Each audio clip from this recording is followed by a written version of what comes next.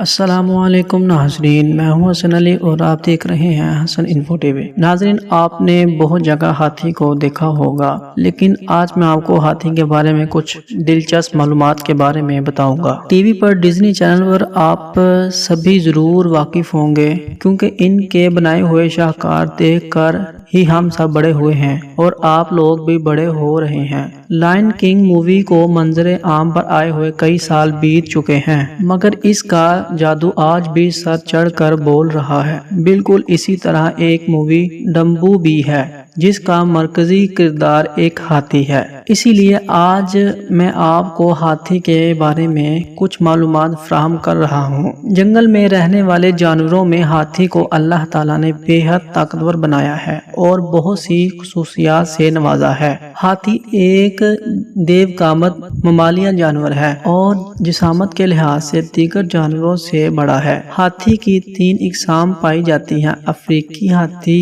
افریقی بیش ہاتھی اور ایشیائی ہاتھی۔ ہاتھی کی اوسط عمر 70 سال ہوتی ہے، مگر کچھ ہاتھی طویل عمر بھی پاتے ہیں۔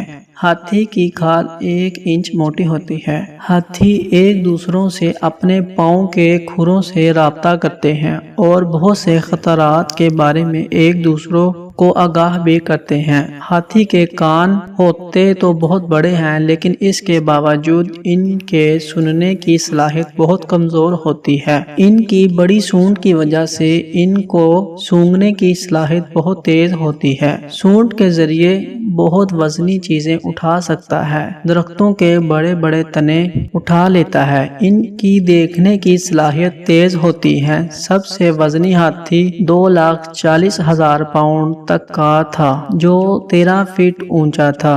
ہاتھی انسانوں کی طرح ایک ہاتھی کو دوسرے پر فوقیت دیتے ہیں۔ وہ اپنے بچوں کے بارے میں بہت حساس ہوتے ہیں۔ ہاتھی کے بچے کا پیدائشی وزن 120 کلو ہوتا ہے، جو عمر کے ساتھ بڑھتے ہوئے 12,000 کلو تک جا پہنچتا ہے۔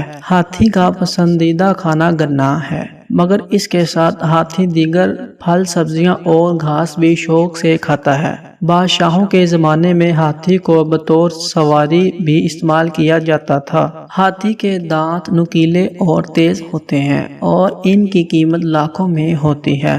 اسی وجہ سے ہر شکاری ہاتھی کے دانتوں کی تلاش میں ہی رہتا ہے۔